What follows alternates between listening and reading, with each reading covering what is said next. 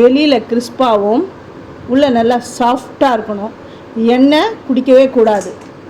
அந்த அளவுக்கு மெதுவடை பண்ணணுன்னா ஸ்கிப் பண்ணாமல் நீங்கள் பார்த்தீங்கன்னா தான் புரிய வரும். அது பிறகு இப்படி அழுத்தி காட்டுற எண்ணெய் ஒரு சொட்டு கூட அது குடிக்கலை.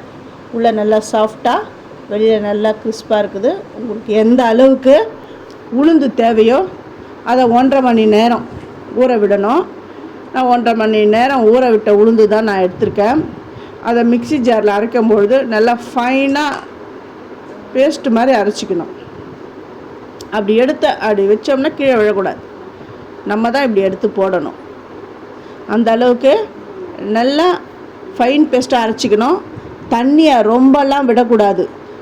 அந்த உளுந்து ஊற வச்ச தண்ணியிலையே அப்படியே கொஞ்சம் கொஞ்சமாக தெளித்து தான் இந்த உளுந்த மாவை அரைக்கணும்.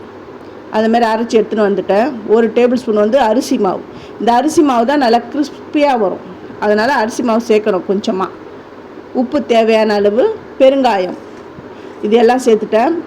நீங்கள் மிளகுத்தூள் வேணும்னாலும் அதையும் சேர்த்துக்கலாம். நான் வந்து வெங்காயம், இஞ்சி, பச்சை மிளகா, கொத்தமல்லி, கருவேப்பிலை இதெல்லாம் சேர்க்குறேன். காரத்துக்கு பச்சை மிளகா சேர்க்குறேன். எனக்கு பச்சை மிளகா வேணாம் அப்படின்றவங்க மிளகுத்தூள் கூட சேர்த்துக்கலாம், அவங்கவுங்க விருப்பம். இது எல்லாமே சேர்ந்து ஒரே பக்கமாக வர அளவுக்கு பீட் பண்ணிக்கோங்க. இப்போ அது உளுந்து ஊற வச்ச தண்ணி தான் நான் எடுத்திருக்கேன். அதை தொட்டு இந்த மாதிரி இது வந்து மெதுவடை எப்படி பண்ணணும் அப்படின்ற சொல்ல வேண்டியது அவசியம் இல்லை. அது நல்லா உருட்டி உள்ள ஹோல்ஸ் போட்டு நம்ம எண்ணெயில் பொரிச்சு எடுக்கணும். எண்ணெய் காஞ்சிட்டு தானே ஒரு சின்ன பிட்டு மாவு எடுத்து போட்டு பார்க்குறேன். நல்லா காஞ்சிடுது. இந்த மாதிரி வடைகளை தட்டி போட்டுக்கோங்க. மாவு அரைச்ச உடனே இன்னொரு மெயினான ஒரு டிப்ஸை நான் இதை ஃபாலோ பண்ணிக்கோங்க.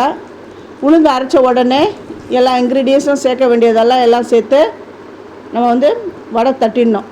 இல்லை நான் வடை தட்ட போகிறேன்னு சொல்லிட்டு எடுத்து வச்சுட்டேன். அப்புறம் வடை தட்டினீங்கன்னா நல்லா எண்ணெய் இழுத்துக்கும். அப்புறம் அந்த வடையை இப்படி பிழிஞ்சிங்கன்னா அந்த எண்ணெய் அப்படியே வந்துடும்.